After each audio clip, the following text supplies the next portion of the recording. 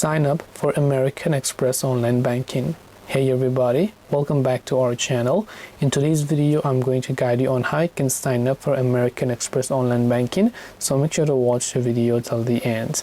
If you want to sign up for American Express online banking, you just have to go to americanexpress.com, then just tap on the login button from the top right hand side of the screen. Then once you tap on the login button there, since we don't have an account, which is our cards and banking account, we want to simply sign up. So we will tap on create new online account button instead.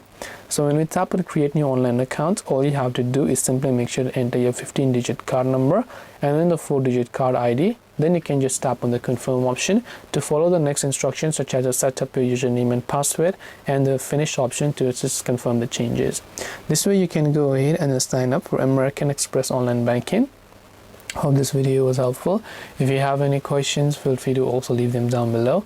Thank you very much for watching till the end of this tutorial, and see you soon in the next video.